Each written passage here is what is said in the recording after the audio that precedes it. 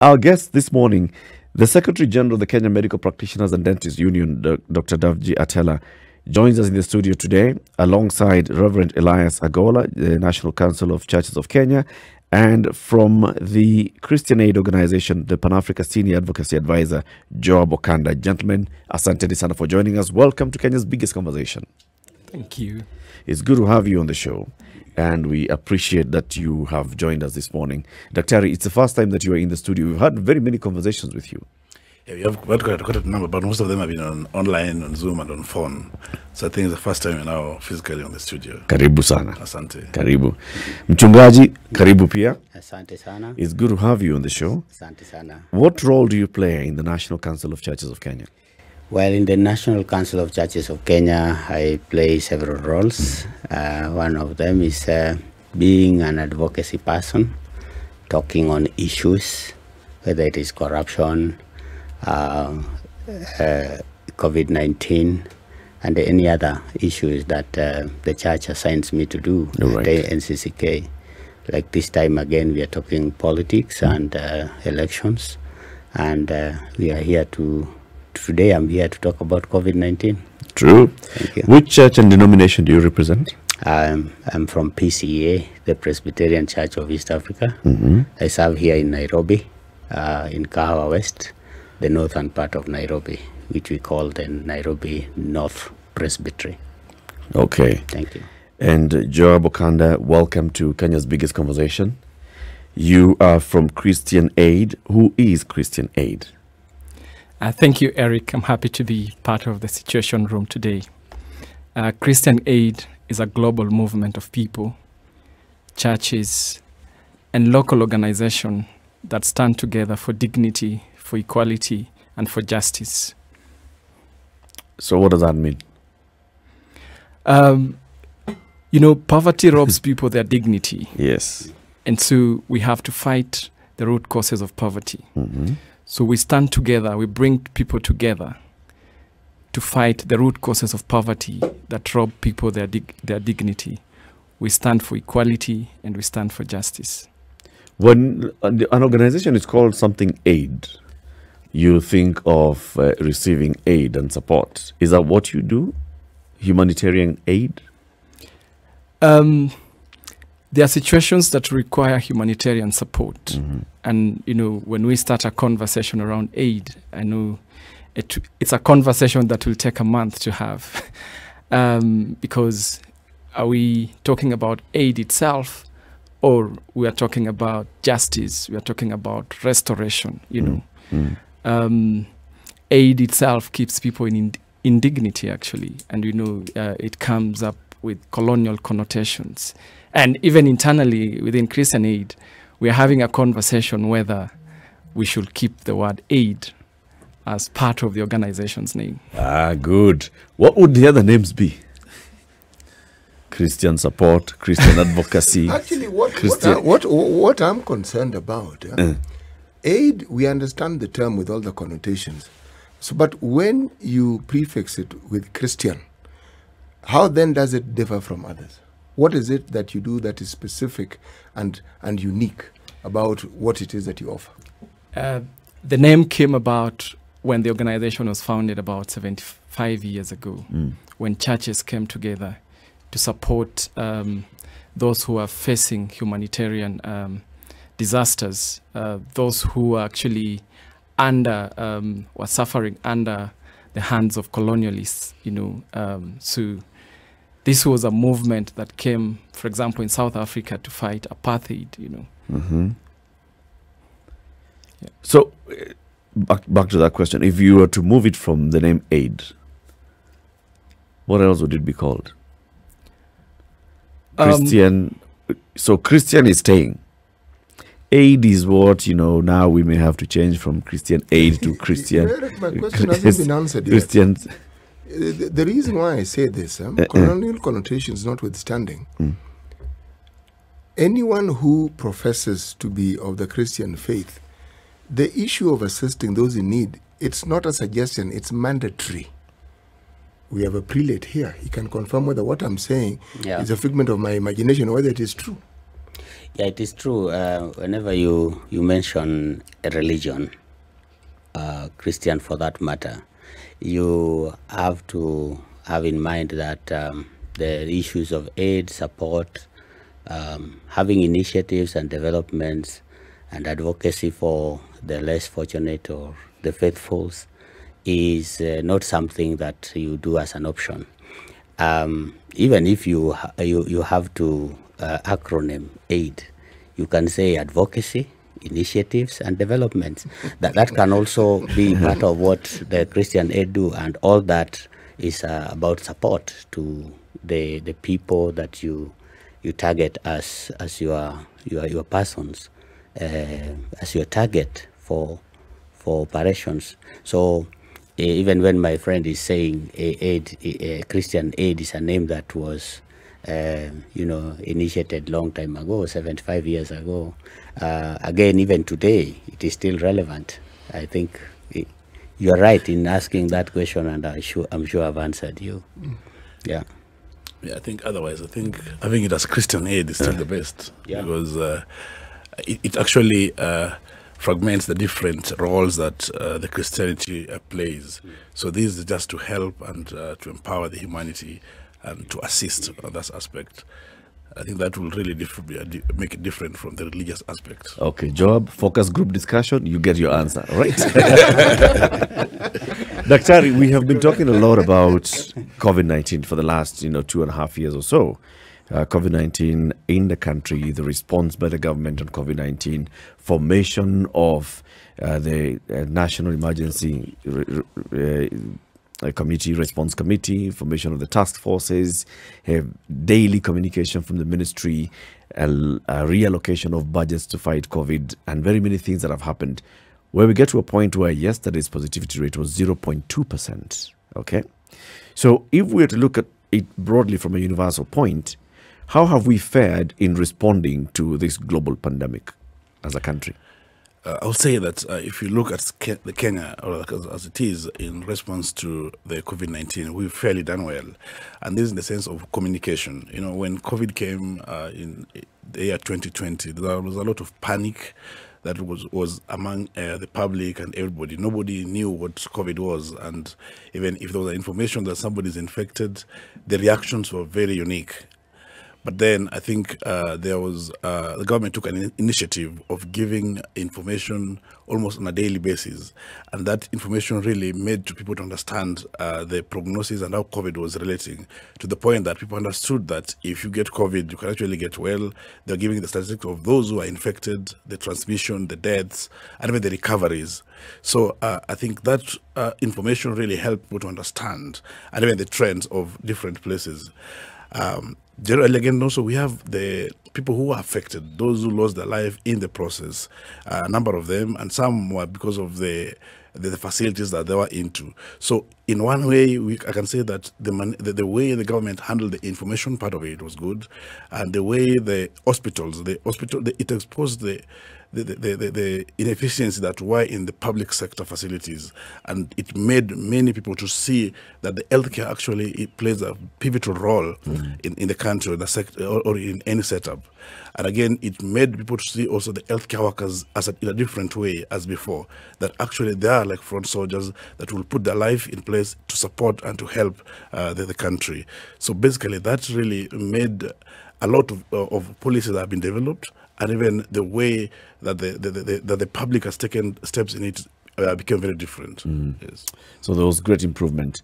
Yes. And Reverend, if you look at the entire response, of course, religious organizations were central to this dissemination of information, to making sure that everybody understands what they're supposed to do. Religious organizations were immediately affected by the lockdowns, by restriction of movement into places of worship. But also religious organizations, also in terms of playing that important role in the community as influencers, religious organizations also sponsor very many health facilities. How would you rate our response, and what are the positives and the negatives that come out of the COVID-19? Well, when COVID-19 struck in March 2020, the first entity that was struck was the church, because church is a gathering, it is a congregation, it is a people coming together. And not only the church, we have the Muslims, that is the mosques, we have the Hindus, that's the temples, and under the IRCK, which is Interreligious Council of Kenya, the church came together and the religious institutions came together. And our main role was to ask the people to be calm first, to obey what the government is directing, and we were also there to give hope to our people that it's not all until it is all. We are not done yet. We are still alive, we are still existing, God is still in control, and we know that things will stabilize. So we continued with that message of hope, and we also asked our health institutions to team up with the government so that whatever the government instructs or requests to be done should also be done in our health facilities. And most of our health facilities were engaged with the government. In your opinion, are there things that we should have done that we didn't do? Or are there things that we were saying we are doing, but in reality we were not doing?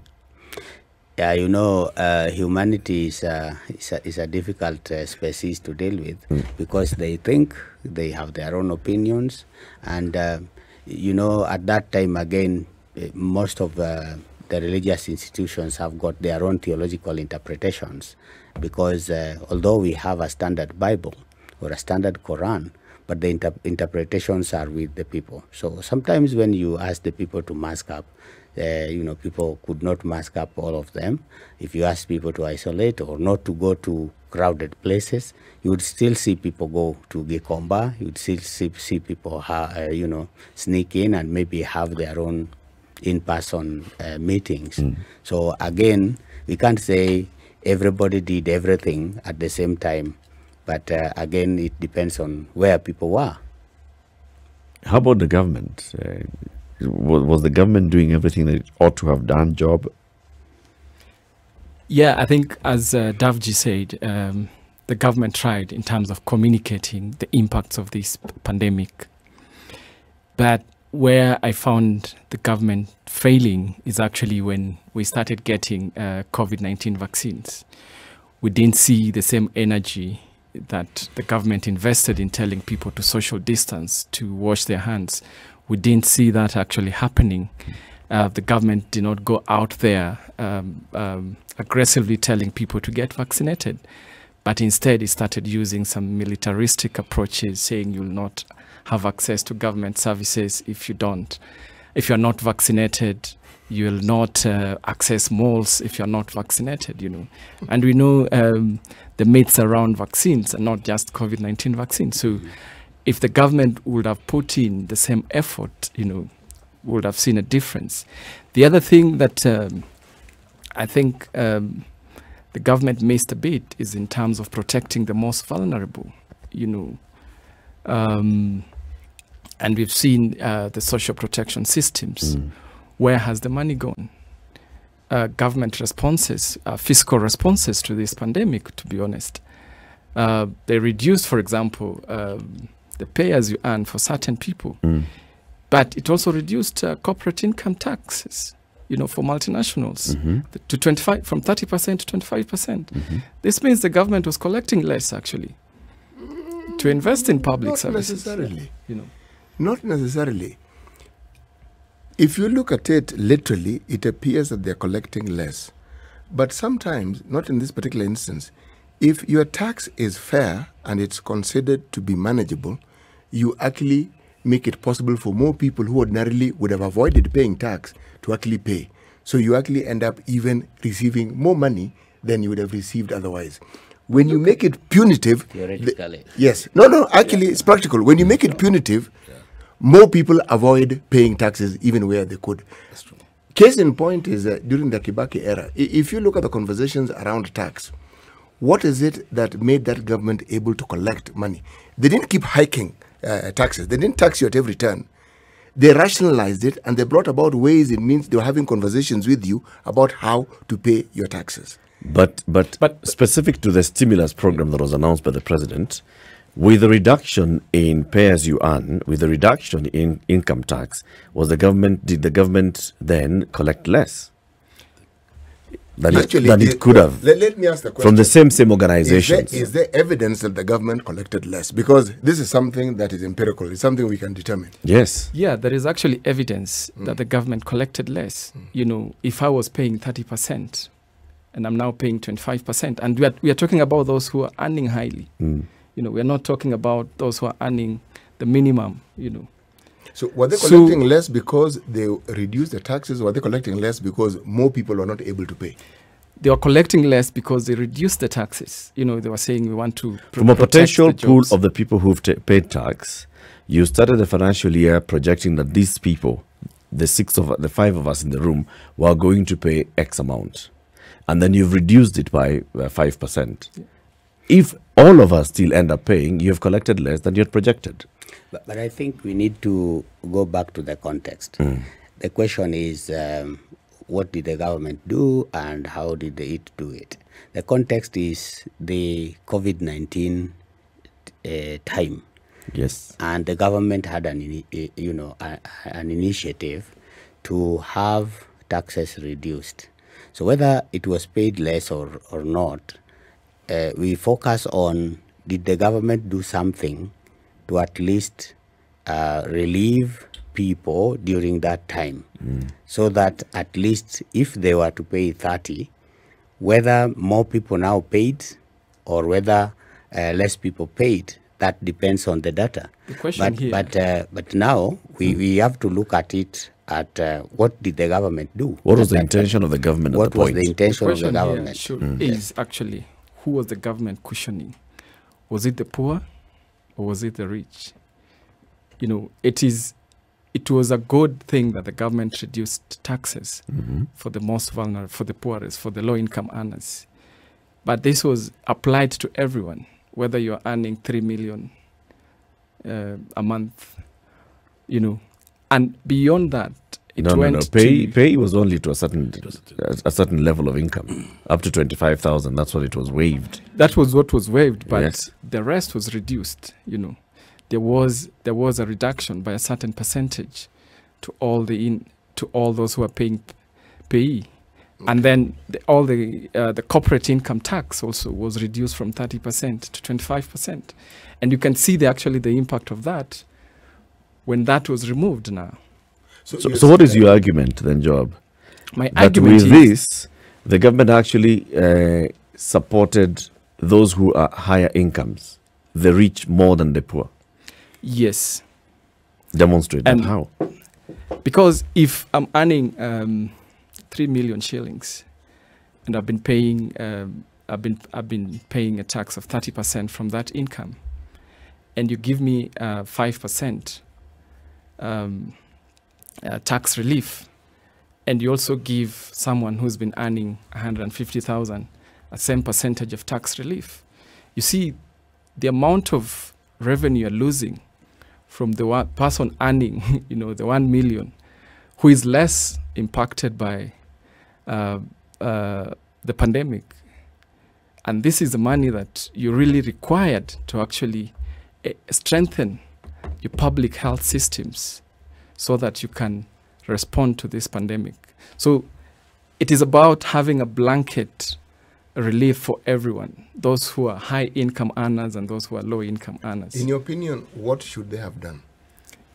In my opinion, the government should have provided a relief up to a certain level. Let's say those who are earning maybe up to 150,000. And those who are earning higher than that, let them continue paying. You know, Dr. What do you think? I don't think I agree with Job on that. Because I think the thing is pay as you earn. So it's on a tax, there's a level for it. And then when there was a reduction in that amount, it meant that the working class were able to get a little bit more money. What I believe this was going to help with in every way is to cushion everybody during that particular COVID, because the economy was affected. So if the tax was less, if it could have been less all through, that's the amount you're paying, then I think if we're paying less tax, less better, because then we have more money in circulation, more money to help many things, to make many activities. So I believe if we say that the more the government tax during the COVID, then they'll have more money to really help mitigation. And that was not the case, because during this period of COVID, we had a lot of grants that were being sent to the government, that were helping the government to handle this. But I think some of them went into very wrong hands, like we saw the case of KEMSA, where we ended up having a lot of billionaires from that particular scandal. And I'm sure there are others that probably have not been mentioned, or did not be talked about, but occurred, even in the manner that the communication was taking place, the ministry. And if that is the ministry, what then happens in the counties? Many counties could not account for millions that were there for COVID-19. And that's why one thing that's I had to add on the government not doing was part of the human resource for health. During this pandemic, we realized the essence and the need to have healthcare workers. But then the shortages that we have in our facilities existed before COVID, existed during COVID, and they're still in existence. But we have a very big number of doctors that have graduated over the years that are outside not working. We have a big number of clinical officers, a big number of nurses. So you realize that you go to the hospitals and you're not able to get services, not because there are no doctors that have been employed, but there are so many doctors outside who will be working in the kiosk, maybe selling mandazi. Let me ask this question. Yes. When we train healthcare workers, Yes. is there a plan to determine how many healthcare workers are trained to meet the need that we have in the country? Or are they just trained because the training facility exists and people have applied? Because they're universities and people have gotten A's. Let's answer that question after we take this break. Okay, it's 8:30. This is Kenya's biggest conversation. It's a Situation Room on Spice FM, KTN Home, and online on YouTube and Facebook. It's Eric Latif and CT Muga today. Our guests are Dr. Davji Attelah, who's the Secretary General of the Kenya Medical Practitioners and Dentists Union, Reverend Elias Agola, advocacy person at the National Council of Churches of Kenya, NCCK, and from Joab Okanda is a Pan-Africa Senior Advocacy Advisor at Christian Aid. We are talking about COVID-19 and basically just doing what we've been saying we want to do. Have an audit. Let's look at how have we managed COVID-19, both as citizens and as our government. We'll be back shortly. Good morning. CT, you had asked the question about planning for human health in human resource in healthcare. Yes. We train, we don't employ. Well, my question really is, can we absorb everybody that we train? More specifically, do we need everybody who we train? Let me give you, for example, with the doctors. The WHO recommendation for the doctor to the patient ratio is 1 to 1,000. But as you heard, it's Kenya, as of now, we have 1 to 16,000.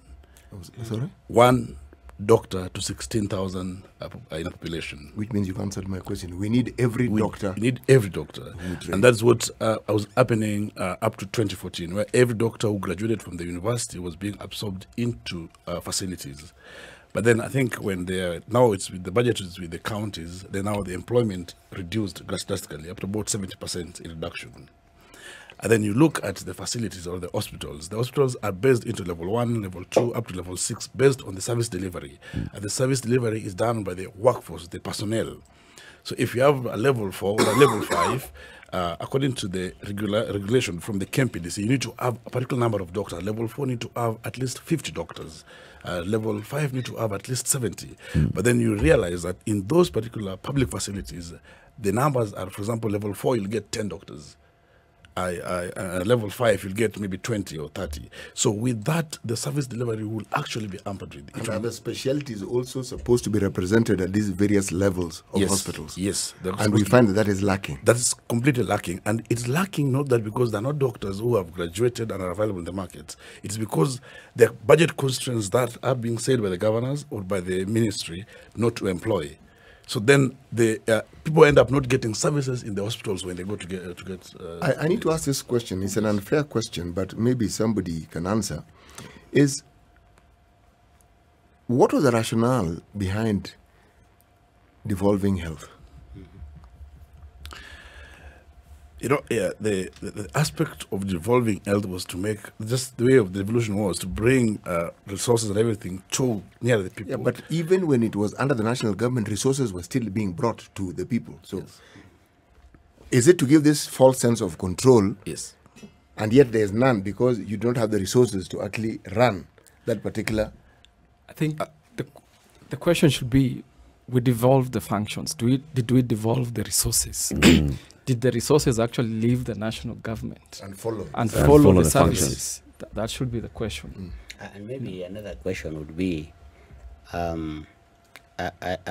the medical persons happier in the national government than they are happier with the devolved government?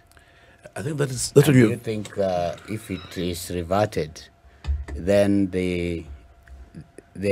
all the doctors trained will be absorbed?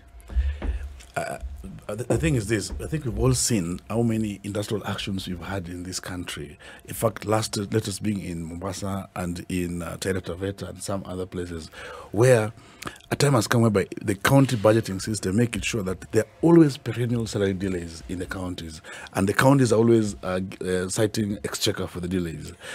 And that has made it every time we have the industrial actions, and therefore that hampers the service delivery. And then when we have a centralized human resource management, where today a governor will not wake up and dismiss or fire doctors, we've seen in Laikipia, we saw that in Kirinyaga, and it's a trend that has been happening. There's no objectivity in the way different governors are handling healthcare. And one thing that actually we saw recently during the BBI was that the governors were feeling if the the health workers in general are taken back to be managed centrally, then they're going to lose the power to hire and fire, the power to award the relatives and even the political leaders, fellow political leaders, and cronies. And that's what makes it very difficult for governors to want it to go back centrally. But I believe in terms of infrastructures, sometimes I call them white elephant projects, because you realize that very big hospitals are built in different parts of the country, but the service delivery in them is actually very limited because of the personnel, because of the drugs, even the diagnostic aspect, the labs. They're not are adequately working. resourced. They're not adequately resourced. Was there a sense, though, in devolving health? Because what is the whole rationale for devolution?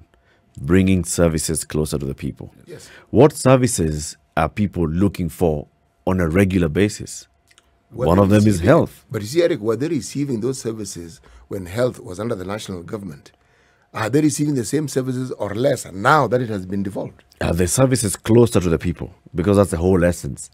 Closer to the people. Yes, but were they not close before? No, they were not. There are very many who would argue that they were not. Yep. There are very many people who tell you that because of the national issue, the national government there are some areas that did not have the same access to healthcare than others. True. That's true.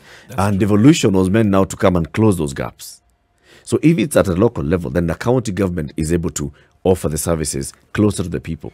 And I think the challenge with what if it is to be, reverted to the older system? Would it not be fair if maybe the government at the national level handles the personnel, but the other infrastructures are devolved so that the hospitals are built down there by the county governments, but the staffing is done at the national level?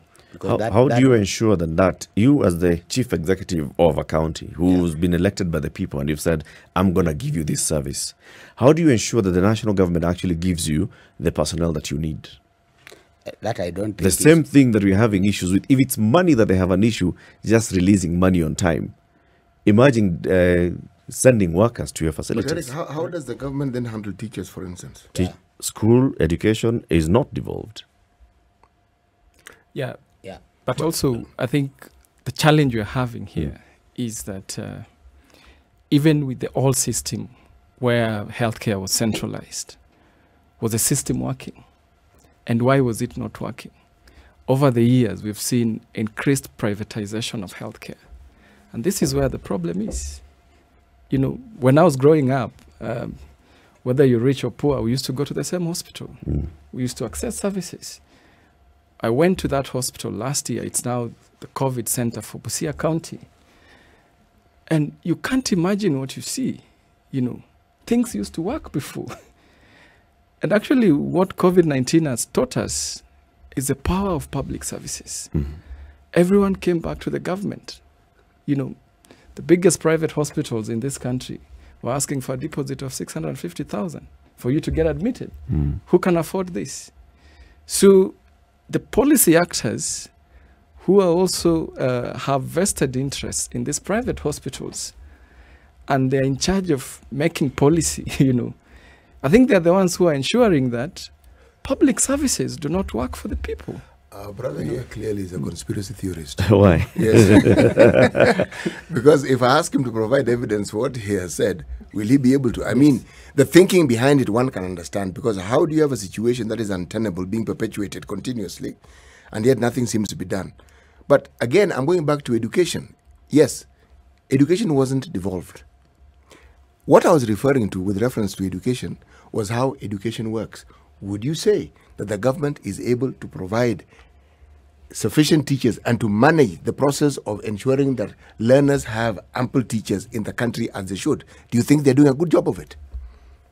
You see, I was trying to relate how the Teachers Service Commission works, and even how the Police Service Commission and even the Armed Forces, where every year we have particular number of recruitment, annual recruitment of teachers, annual recruitment of the police, annual recruitment of the armed forces. But in the healthcare, it has been left at the accreditation of the county governors, where a governor will feel that I do not have enough budget, or I'm beyond this particular budget, and I will work with those particular doctors I have, regardless whether services are being offered or not. Because when the governors or the political leaders have a problem, they will actually go to private facilities. So in an essence, the way the teachers and the way the police and the are working is different. And that's why we're saying there's need to actually have a policy where there's annual recruitment of healthcare workers in the country based on what you've seen during this particular period of So COVID. a health service commission.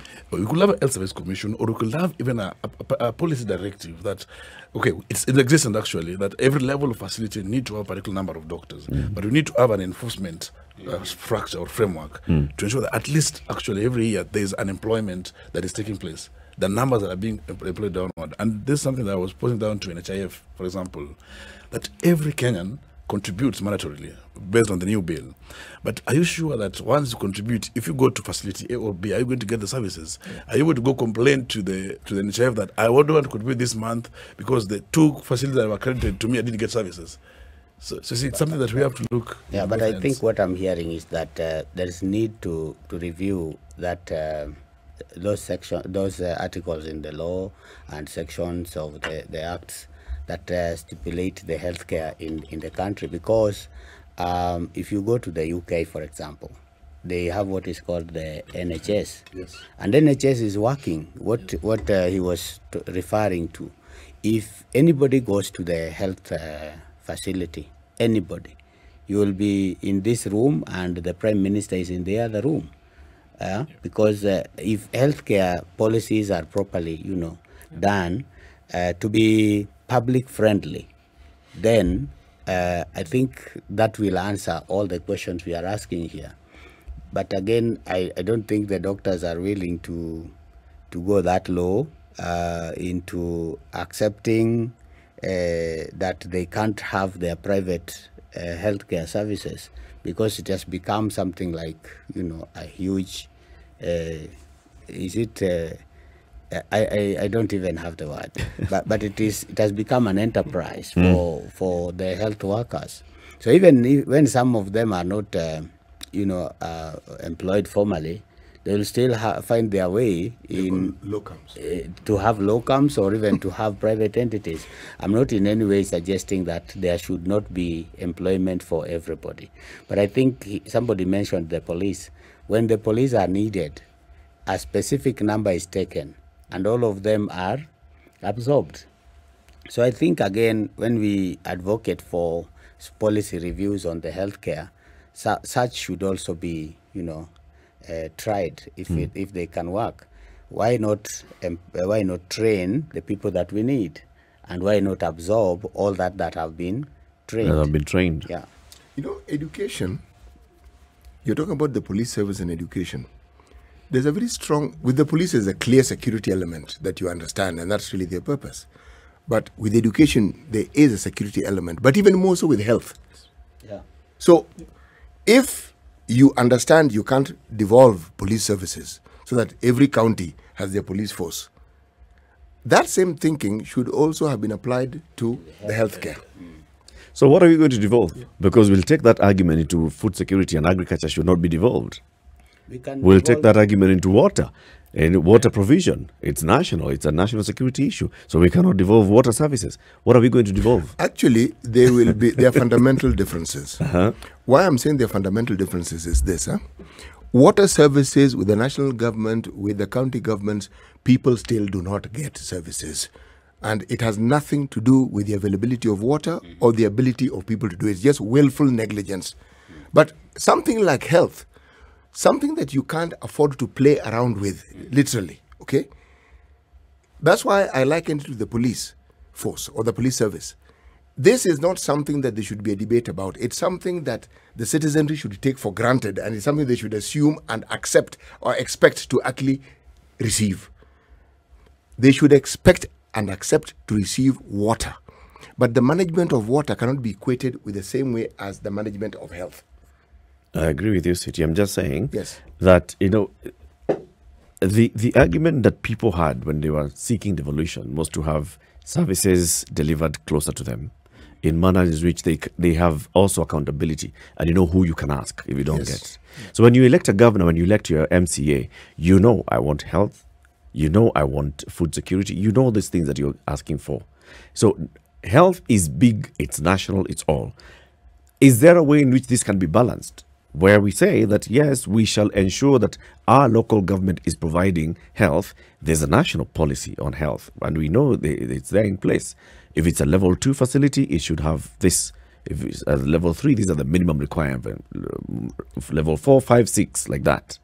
But then also, it is the job of the county governor to make sure that if it's health workforce is present. What I'm saying is 10 years of experimentation with the county system has shown us things. Now, should we not learn from what we have seen and said, this is what we said? Can we relook at this thing and find and find something that actually makes more sense and works? Because this one is what we thought. It's clearly not working. And we also have case studies. If you go to Makueni, for example, how come it is working there and in other places it is not working? So this issue of goodwill, the issue of policy review, should be taken seriously, so that at least we don't leave the lives of Kenyans into the hands of a few people to determine whether they are going to have qualified doctors, enough doctors in their hospitals, and enough infrastructure for health.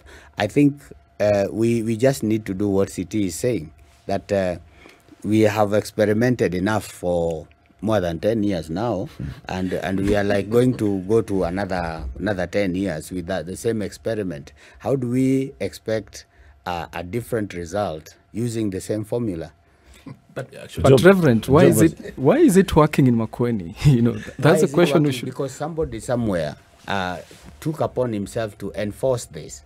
So if others have to be whipped to enforce it, then we have to have a policy that whips them, so that what you're saying, the doctors is representing, the health workers is representing. Devolution is not to blame. It's not devolution to blame. No. What is to blame is the policy, the framework to enforce what is already in writing. I think for me, it's the failure of leadership, because clearly in Makueni, the reason it's working is because there's leadership there. There's true leadership. You have someone who believes in the power of public services. You have someone who believes in delivering services for the people. But do the rest of the leaders in the counties believe in the same? So when we're talking about policy review, is the policy the problem, or is the leadership the problem? I think with devolution, if we just do a survey of the counties, as you say, Makueni, I think Nakuru, we realize the healthcare system is a bit different. They have what you call the hospital management fund, where the funds collected in a facility is ring-fenced to that particular hospital. It doesn't have to go to the national, to the county accounts, kitties. And that's why they've been working. But essentially, I think there's need to be an enforcement structure Yeah. to the governors and the leadership of the counties to make actually things work. Because when a governor decides to do something, he doesn't care. Even if it reporting to the president or to the courts, they don't care, and there's nothing that can be done. And that has been happening. And that attitude is what is making most of the things not able to work in the counties with the healthcare. You know, when you talk about the leadership gap, you are right. But have you considered perhaps that for many of our governors, this job of governors was actually beyond their capacity? True. That's true. They got jobs they actually couldn't do. They don't They understand. don't even know actually. how. They don't even know how. and again, when you get into the office, what do you do first? If you can't put structures on how you are going to work, then how do you expect a miracle to happen? If you go to Makueni, for example, Governor Kivutha had to set some parameters, some structures, so that when he begins to work, then he knows what There's a framework there's within a which framework within which he works. And then, if it is the issue of financial management, he has just given us an example that he had to set up a pool that is not interfered with by anybody, but is specific for healthcare. So that can be done, and if it is something to learn from, then the enforcement framework that we are talking about should have a leaf from what they are doing in Makueni, what they are doing in Nakuru. How would this enforcement framework look like? You're talking about enforcing somebody else enforcing somebody who's been directly elected by the people and given the executive mandate. So what is it that you do? What stick is this that you would use? Remove that power from them. It's very simple. You don't remove the power from them. You curtail the power within a framework. You see, there's one thing that is in the counties. In the counties, the governors can direct budgets anyhow. As much as we have the Public Finance Act to manage how they use the funds, the monies that are meant for salaries can actually be directed to something else. The monies that are meant for employment, promotions can do something else, which is not healthcare related. Because as I said earlier, for the governors, when there's an hospital that has been built and it looks beautiful, the White Elephant Project, then they want to say, we have an hospital, we are okay, yes. the governor has done this. So that hampers the service deliveries. But I think generally what will really help healthcare is to have an independent set of a structure to manage the human resource for health. Because even now, as we speak, we have interns, more than I think 300 or 400 of them, that are under the Ministry of Health that have not been paid for over 4 or 5 months. So it then the issue. And this is from a national level. This is now from ministry level, and then there will be they'll cite the issues of the delayed payroll system, the delayed disbursement from the treasury, and there are even more who have not been posted. So it then means that we need just a structured system that ensures that the human resource, the doctors, the nurses, all these personnel are well handled and well posted, devoid of any emotion that could be from leaders. Yes, I think that will work. Indeed. Well, thank you very much, gentlemen, for joining us this morning. 1 hour is a short time, right? When you're having this conversation ought to continue in coming days, because we have to look back at there's something that COVID-19 has taught us. Have we taken the lessons? Are we starting to apply those lessons? And in very many ways, we're saying we're still talking about the lessons that we've learned, but application of the lessons is not yet to beginning. The conversation continues into the next hours. We've been live on KTN Home. We want to say goodbye to the audience on KTN Home. We continue the conversations on Spice FM around the country. Dr. Davji Attelah is the Secretary General of the Kenya Medical Practitioners and Dentists Union. The Reverend Elias Agola is from the National Council of Churches of Kenya. And Joab Okanda is a Pan-Africa Senior Advocacy Advisor at Christian Aid. Thank you very much for tuning in to Kenya's biggest conversation. Spice.